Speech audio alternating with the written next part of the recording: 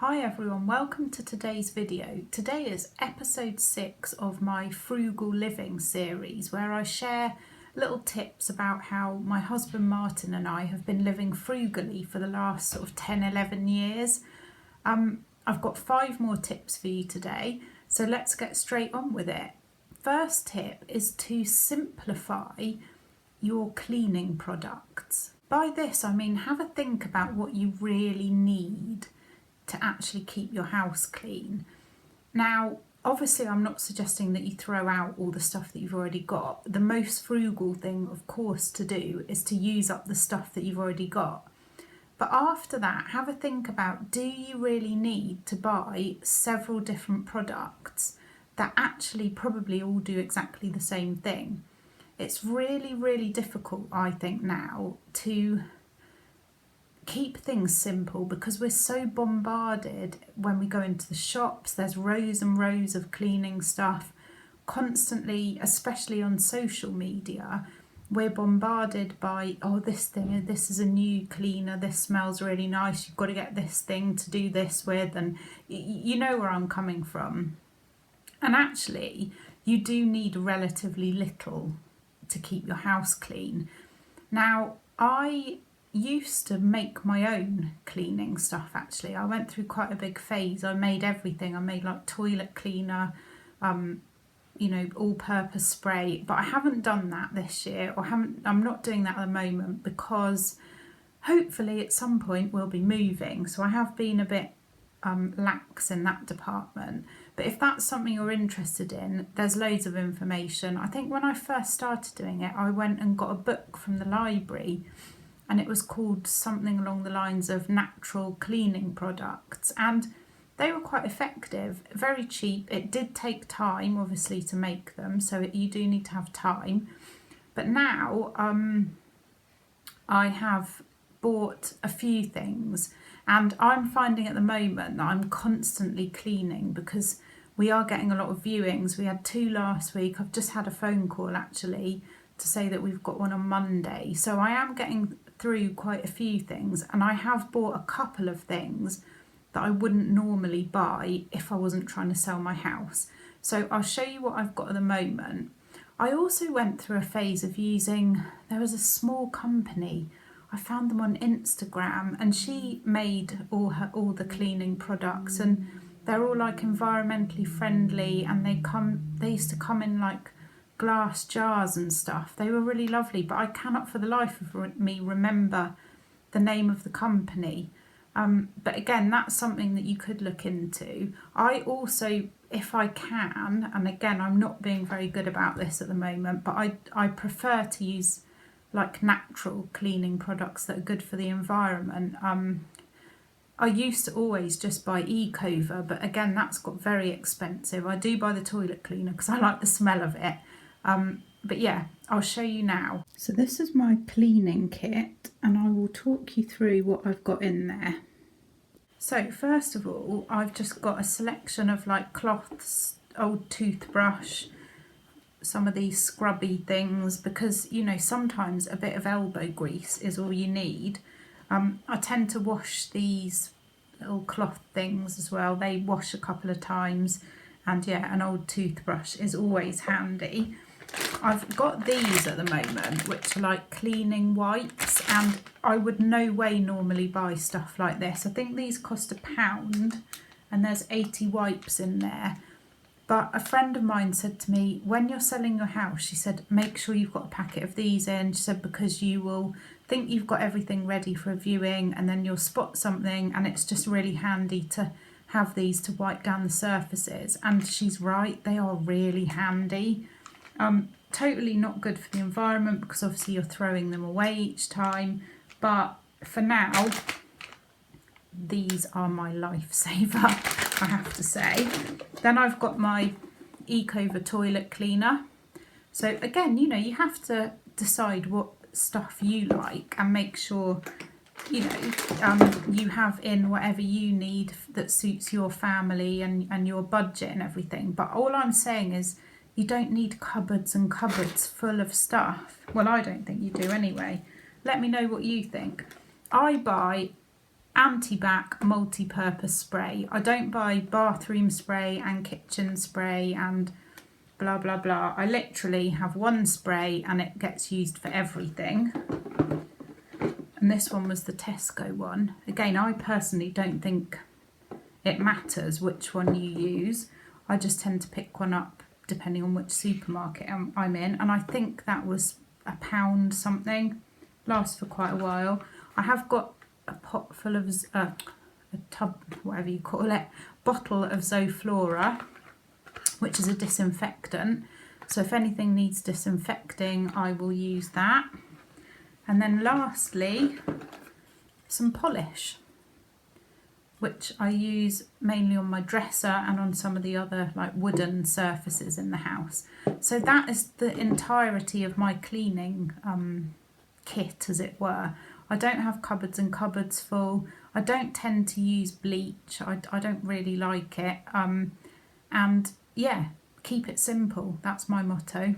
So tip number 2 is for anybody out there who is struggling with their weight. Now, those of you that have been watching me for a while will know that I used to do Slimming World, and to be fair, it worked very well for me. I lost 6.5 stone and I've managed to keep that off for 5 years. However, there's no doubting that it is expensive. You know, it's £5 every single week, and I don't go anymore, and I'm glad about that because it's a lot of money.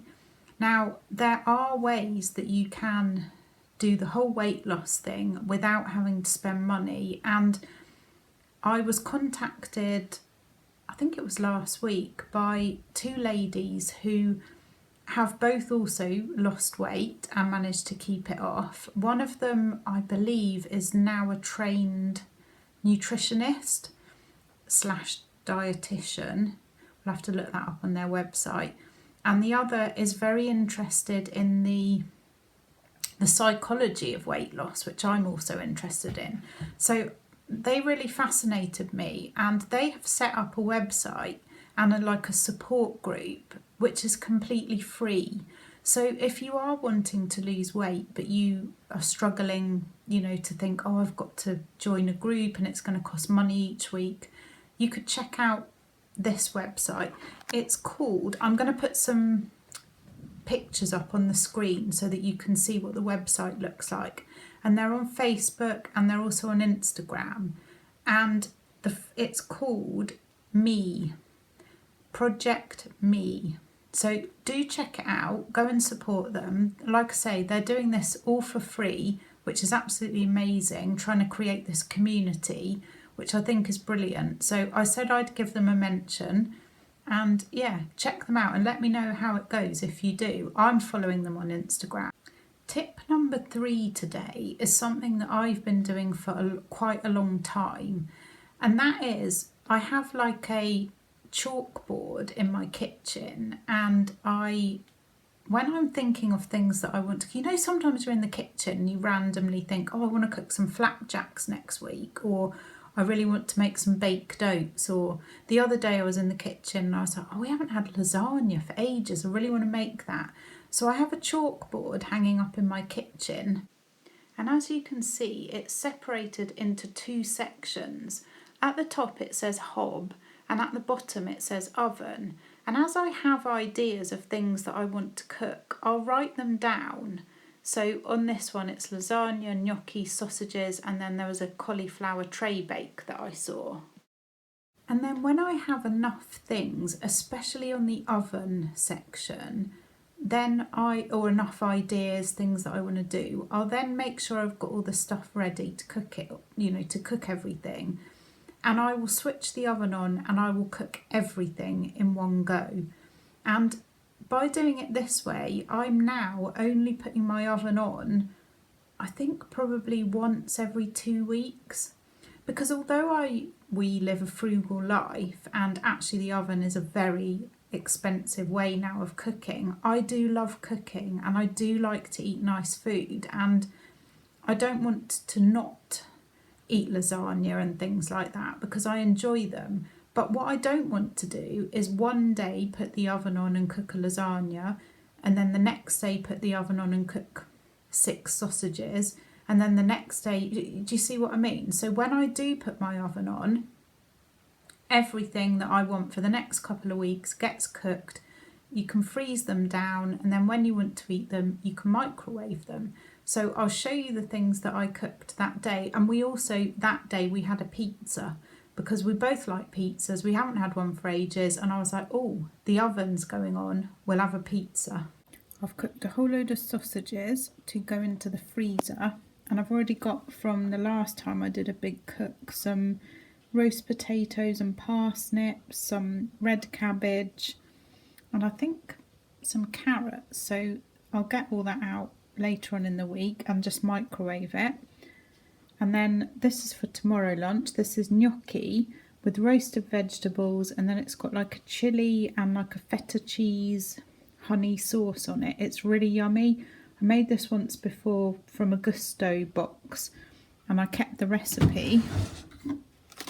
Here it is. Yeah, all in one honey baked Greek cheese and crispy gnocchi. So that is for tomorrow. I'll just put that there in case you want to try it. I really recommend this. It doesn't look that great, but it is absolutely delicious.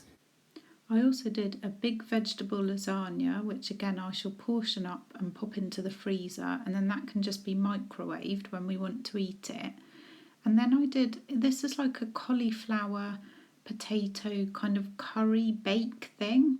Again, it's a GOUSTO recipe and it was absolutely delicious. We had it the other day. But you basically cook the potatoes and the onions in like a creamy coconut curry sauce. Delicious. Tip number 4 is to get a shower timer so that you can make sure that everybody in your family isn't spending hours and hours in the shower, because that will cost you a lot of money. So get a timer, set a time limit.